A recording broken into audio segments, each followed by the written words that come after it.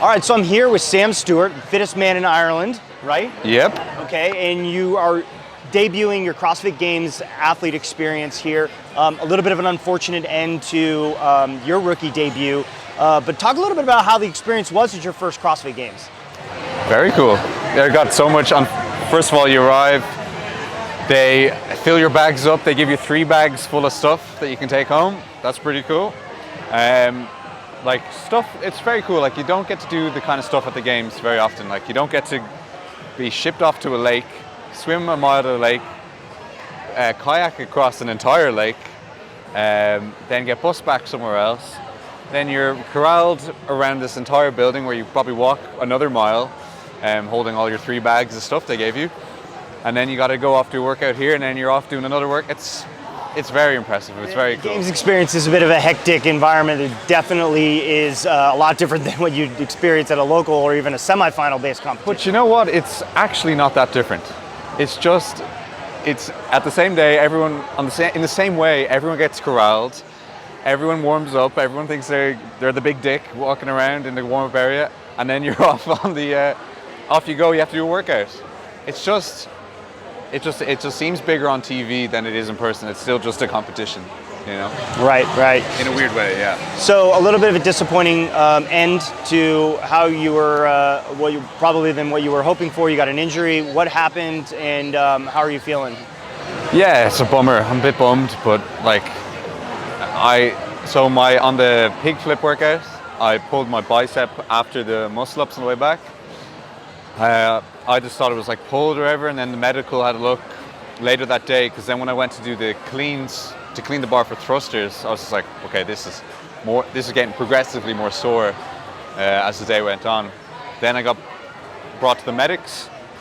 The medic looked at it and he said, well, it's kind of all related to your shoulder rotation. It attaches to your labrum.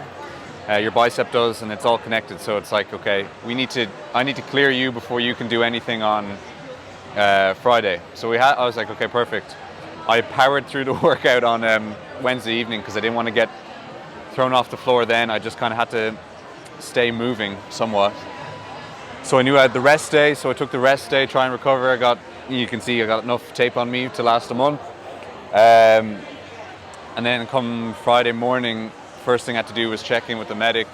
He said, okay, your bicep looks a bit funny or something. And then I had to test if I could do a rope climb, because obviously rope climbs are the first movement, and then went to give it a go.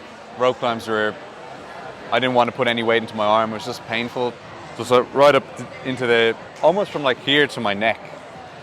So he was like, okay, well, the last thing you want is you're at a certain level of injury now. You don't want it to go worse and then have to get surgery and put you off. Right. You also don't want to tear your bicep when you're 20 feet in the air. Right. You know, because that could be a lot worse. Right. So things I didn't even think about. I just wanted to keep going. But it was kind of inevitable. Like if I wouldn't have got through that workout without like stopping or fitnessing. I couldn't fitness at full speed. And if I'd got through that, I wouldn't have got through the cleans. So it's kind of just unfortunately inevitable at that point. Well, we definitely wish you a speedy recovery. But you've been able to be here. You've been able to compete against the fittest athletes on earth and kind of get a chance to line up and square up against them. How do you think that that's going to shape your training and your aspirations for the future? I think it's just confidence, because no one here is unbeatable. No one here is beyond being a human being. No one here is like more than skin and flesh and blood and guts. You know, everyone is, you really notice it when you're here. Everyone looks nervous in the warm-up area. Everyone's on the bus and their leg is shaking like this. You know, no one's got it all figured out. So that is a relief, because I don't feel like I've got it all figured out either. So I know for a fact no one else does. So that's kind of a good bit of confidence going in the next year. First of all, that I can make it here. I have the abilities, and second of all, that no one is we're all on the same level really at the end of the day. What kind of pre-workout, you mentioned that being down at the corral, and I've heard other athletes talk about it and how they kind of process being down there. They're nervous a little bit, or some people throw up, or some people have another sort of nervous twitch? How are you feeling down there when you're corralling and right before that moment when you're going to go out and your name is announced? I'd probably just go quiet at that point, you know. In the warm-up area, what's common is what I call the warm-up wars. Who can warm up the most, who looks like they're the most impressive. But there's no points for who warmed up the most. Got guys throwing big weights around, loading the plate, snatching, you know. Grunting a A lot of grunting. Yeah. So. Want to spill any beans? Who's a big grunter? I don't know. Off the top of my head, I can't remember right now. All right. All of a sudden, a lapse of memory. Cover for you and I'll get my pass and go in and see who's a grunter. Yeah, so everyone's kind of like warming up hard, but then when everyone's lining up, you know, I think everyone's pretty quiet. You know, I was pretty quiet. If someone was talking to you, I'd just be like, please shut up. Like, I'm not in the mood to talk to someone right now. And then when you're, like, it only really matters, so nothing matters until the beep happens. And then it's just like, you're hopefully trained enough that you're an autopilot. That first time you were in the Coliseum lining up for a workout and that beep does happen, is your heart rate like through the roof? Are you feeling calm? What was that experience like for you as a rookie? I was actually fairly calm. It wasn't like overly like. You didn't have metal mouth? No, nothing. Ah man, you're lucky. I'd be crazy nervous. Because I feel like when you go on, when the beep happens, when the workout starts, everyone speaks the same language. You know, like you know, you don't have to be. Your nerves disappear. You just got to realize, okay, you got to trust future Sam. 10 minutes from now, he's got this under control. There's nothing I can do right now that's going to help when the beep happens. That's the only time that matters. So as long as you have faith in yourself down the line that when the beep happens, you'll be good to go, then I think you can kind of calm down a bit. Got a mind of metal, Sam. I got to admit. I wouldn't say that, but I certainly have a mind. So you've competed in a lot of different events. How does that Coliseum crowd experience pump you up? Did you expect it to be that loud out there? Yeah, kind of, because you could kind of hear it when you're in the warm-up area. It's not as loud, but you can hear, when something big happens, noise goes up. Someone overtakes someone, the noise goes up. So you can kind of get a sense. But when you're out there, unfortunately, I was kind of shit out of luck in the sense that I was couldn't really do much because my arm was sore. I was kind of left to my own demise down the back. But like when you could see, when I looked down the side, people were getting near the front, there was, and the noise would increase, and you're like, oh, that's pretty cool, you know? Yeah. Well, I've been to a lot of different events worldwide, both official sanctioned events and non-sanctioned events with big crowds, and you know, the Coliseum experience is so unique in that we really do fill out the whole stands here at the CrossFit Games with 10,000 plus spectators in there. Last night, Friday Night Lights, it's like a roaring stands. People are getting to their feet. You have this kind of energy in there, and you know, the hope is eventually the athletes are experiencing that in the semifinal realm. Yeah. Some of them, and we had obviously a COVID year where a lot of them weren't even able to operate in person, like the one you were competing at.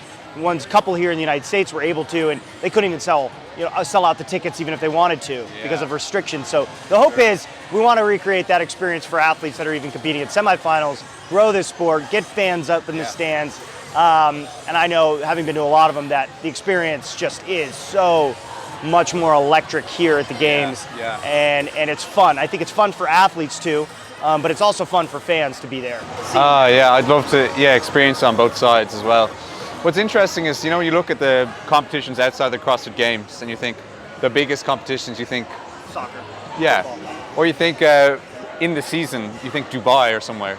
Dubai is a weird one where it's almost empty, but yet it has the biggest prize purse. Yeah. And some of the best athletes too. I mean, like Annie and Fraser, Bellmer, Fikowski. Yeah. A who's who of CrossFit Games royalty, basically. Exactly. And it's still like, there's no one here to watch. It's like, maybe 1,000 people on its best day. At most. Probably closer to there's no vendor village. Yeah. There's nothing.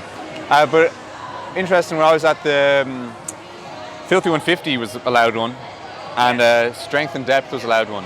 Well, that was hometown crowd for you, so. Filthy 150, absolutely. They did an excellent job. A little shout out to Jamie and Darina for organizing that event. They deserve a ginormous shout out. They packed the stands. They had a great fan experience. They did a really wonderful time. I know that they're planning another event. We're not supposed to talk about that right now, but yes. they have something in the works, and I'm sure I'm sure we'll let everybody know about that at the appropriate time. No spilling any secrets right now.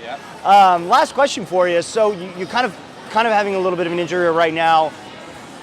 What do you need to do to get back here for the CrossFit Games in 2022, and how are you going to approach your off season a little bit probably, but moving into training and then moving towards competing again? I have full faith in my coach and the training organization I work with, Maxwell Haj training think tank.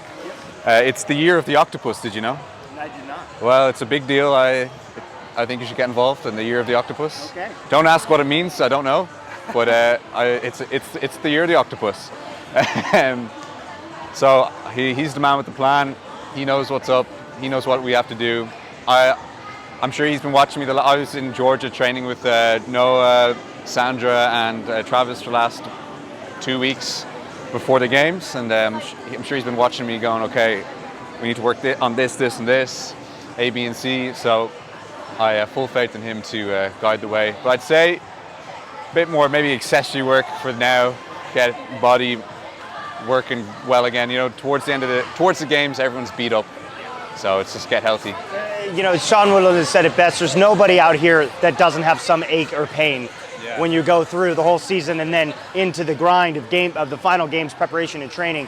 It is everybody is feeling a little bit of something. And I just bumped into Brian Friend, and he said that this is the games with the most dropouts or withdrawals ever in history. Yes.